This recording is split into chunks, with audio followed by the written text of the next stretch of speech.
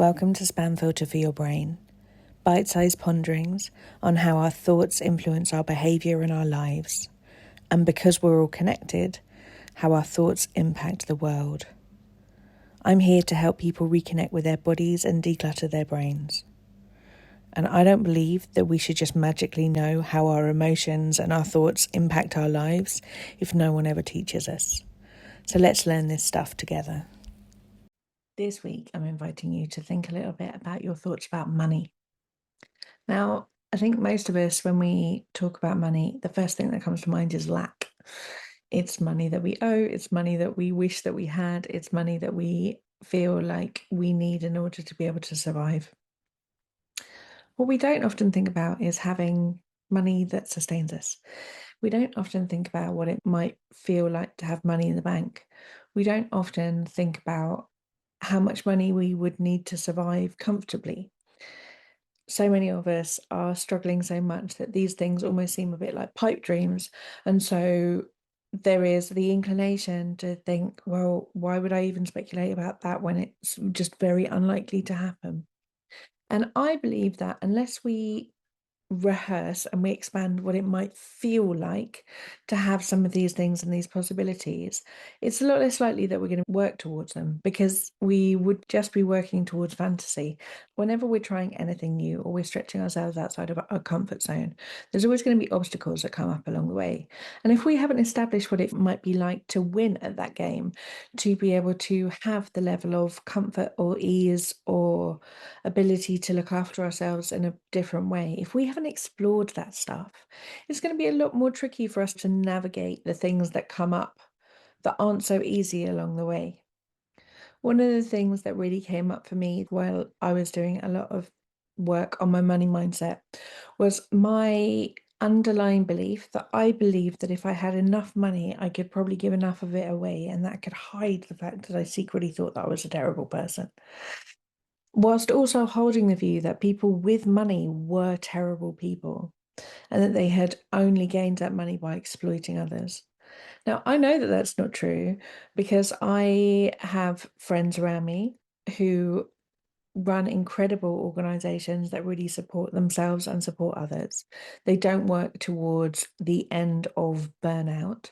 They don't stretch themselves so thin that there's nothing left to go around. They run amazing organizations that really support and help people in vulnerable circumstances. For my work, I offer a full wage fee, I offer a concessions fee, and I offer scholarships and bursaries to folk who need that. The more money that I have, the more that I'm able to offer spaces to people who can't necessarily afford it. I know that more money in my bank supports more people. It's the way that I choose to operate in the world. It's the way that I move things around. I try and make sure that when the pennies come flowing my way, that they expand out and they support community and they build. Now, it's very hard for me to act from that place if I was thinking that as soon as I had money, I had to get rid of it, or I was one of the bad people. Or if I was thinking that people like me have exploited someone to get here. If I'm constantly undermining the position that I'm in, there's no way that I'm going to strive to be one of the bad people. I believe that it is worth spending some time dabbling in the idea of what it could feel like to have some money in the bank. If you did have X amount of pounds, whether it's, 100, 1,000, 10,000, a million, how would you spend it? What would you do? Play around with the idea of what could be possible rather than focusing all of our energy on the what isn't. Because I believe that it is from identifying the feelings around the potential of something that we can get a lot more creative about ways to get there. It isn't about like magical thinking, manifestation stuff, although if you're into that, brilliant, super happy for you. But I do think that we get more creative when we can think about the possibilities of what could be rather than stifling ourselves with all of the places that bring up a lot of fear, because a lot of money worries do come with a lot of fear. And I find fear is like a fire blanket towards dreams and creativity and potential ways to solve problems.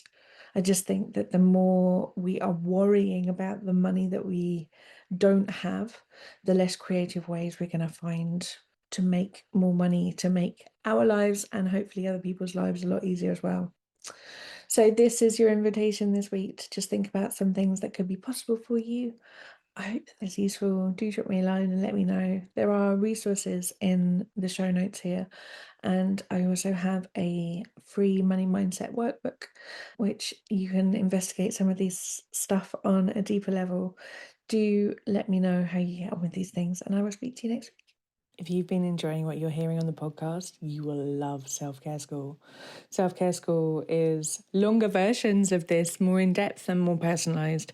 We have a whole hub of courses from body image to boundaries, perfectionism, time management, and a whole range of other topics. You name it, there's probably a course on it.